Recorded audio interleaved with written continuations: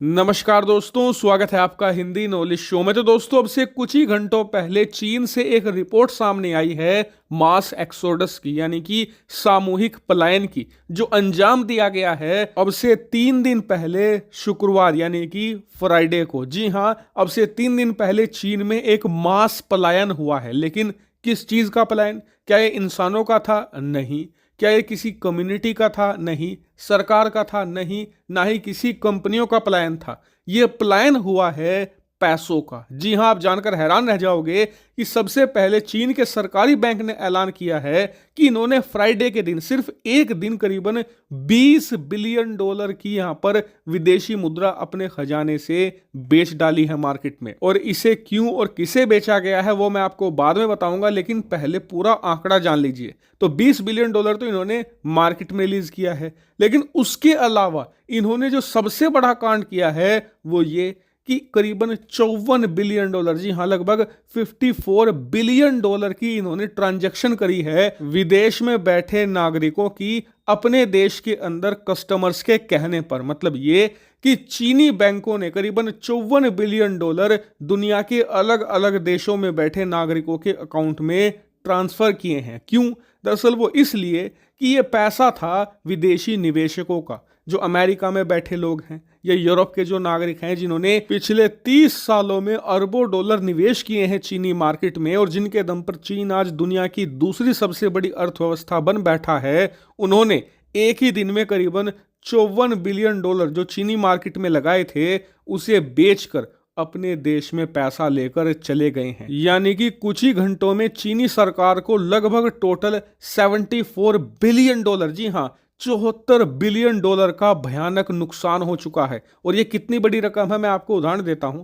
दरअसल रूस, जो इस समय युद्ध में उलझा हुआ है और अपना सारा पैसा वो अपनी सेना पर खर्च कर रहा है, उसका पिछले एक साल का टोटल मिलिट्री बजट, यानी कि जिसमें थल सेना, वायु सेना, नौसेना तीनों आती हैं, तीनों का मिलिट्री बजट लगभग 64 बिलियन डॉलर था। भारत की बात करें तो भारत का टोटल मिलिट्री बजट पिछले एक साल में लगभग 72 बिलियन डॉलर था। यानी कि हमारे और रूस के टोटल सैन्य बजट से भी ज्यादा नुकसान चीन को हो चुका है, वो भी सिर्फ कुछ ही घंटों के अंदर। लेकिन जैसा कि अंतर्राष्ट्रीय व्यापार में कहा जाता है कि अगर किसी एक देश का नुकसान हो रहा है ना कहीं पर, इसका मतलब किसी दूसरे देश का दुनिया के किसी और कोने में फायदा जरूर हो रहा है। और ये इस मामले में दूसरा देश कौन है? भारत। दरअसल चीन को जो ये नुकसान हो रहा है ना, इसका सबसे बड़ा फायदेमंद भारत को बताया जा रहा है। और कई विदेशी एक्सपर्ट खुलेआम ये बात कह रहे हैं कि भारत को इतिहास का सबसे बड़ा मौका मिला है। अगर भारत इसे टैप इन कर लेता है तो भारत की ये काया पलट कर रख देगा, और इसीलिए भारत को इस स्वर्णिम मौके को जाने देना नहीं चाहिए। लेकिन क्यों है भारत के लिए स्वर्णिम मौका और भारत को इससे कैसे फायदा होगा, उसे जानने से पहले आपको यह जानना जरूरी है कि चीन को नुकसान क्यों और कैसे हो रहा है। तो देखिए, इस पूरे मामले के लिए पूरी दुनिया में एक टर्म यूज की जा रही है, मास एक्सोडस, वो भी चाइनीज कैपिटल का, यानी कि चीनी खजाने का सामूहिक पलायन। कैसे? दरअसल जो मैंने आपको ये आज आंकड़ा दिया है ना 74 बिलियन डॉलर का, ये तो कुछ घंटों का है। लेकिन अगर आप सिर्फ पिछले 6 महीनों का भी रिकॉर्ड उठाकर देख लो तो ऐसा रोज हो रहा है। यानी कि हर रोज चीन से भारी मात्रा में पैसा दूसरे देशों में ट्रांसफर किया जा रहा है। और इसका सबसे बड़ा सबूत खुद चीन का स्टॉक मार्केट चीख चीख कर दे रहा है। आप अपनी स्क्रीन पर देखिए, ये शंघाई स्टॉक एक्सचेंज का ग्राफ है पिछले 6 महीनों का। पिछले 6 महीनों के अंदर सिर्फ ये 10% के करीब गिर चुका है, और ये बहुत बड़ी बात है। अगर किसी देश का शेयर मार्केट 6 महीनों में 10% गिर रहा है ना, मतलब उस देश के अंदर भारी तबाही मच रही है और इकोनॉमी में उथल पुथल है। और ऐसा क्यों हो रहा है? वो इसलिए क्योंकि पिछले 6 महीनों से हर महीने अरबों डॉलर चीनी स्टॉक मार्केट में सेल किए जा रहे हैं। यानी कि जो विदेशी निवेशक हैं वो चीनी कंपनियों में जो अपना शेयर है उसे बेच रहे हैं और डॉलर लेकर अपने देश भाग रहे हैं। और इसीलिए इसे चाइनीज कैपिटल मास एक्सोडस कहा जा रहा है। और जो मैंने आपको बताया ना कि पिछले फ्राइडे को हुआ है 74 बिलियन डॉलर का, ये 2016 के बाद सबसे बड़ा मास एक्सोडस है। और आने वाले समय में ये और ज्यादा विशालकाय होने जा रहा है। और चीन का जो इस समय 3 ट्रिलियन डॉलर का जो विदेशी मुद्रा भंडार है ना, आने वाले 5 सालों में अगर वो आपको आधा ना मिले तो कह देना, क्योंकि वो सारा का सारा खजाना विदेशी निवेशकों का ही है, जो अब वो स्टॉक मार्केट में स्टॉक बेच बेच कर चीन के खजाने में से निकाल कर अपने देश ले जाएंगे।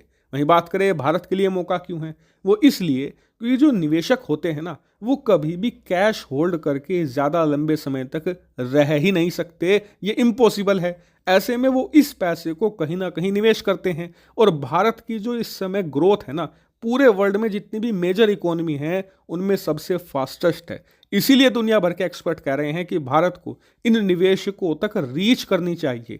इनका एक बड़ा समिट बुलाएं या फिर सरकार खुद इन तक पहुंचे और इन्हें निमंत्रण दे, इन्हें बढ़िया बढ़िया ऑफर दे, ताकि जो ये चीन से पैसा कमाकर आ रहे हैं वो भारतीय मार्केट में डाले। क्योंकि भारत को अगर एक सुपर पावर बनना है, स्पेशली एक आर्थिक सुपर पावर, तो उसके लिए सबसे ज़्यादा जरूरी ये है कि जो भारतीय कंपनियां हैं वो विशालकाय बने। जैसे कि अमेरिका की कंपनियां हैं, चीन की कंपनियां हैं, जिनका मार्केट वैल्यूएशन $500 बिलियन से स्टार्ट होता है।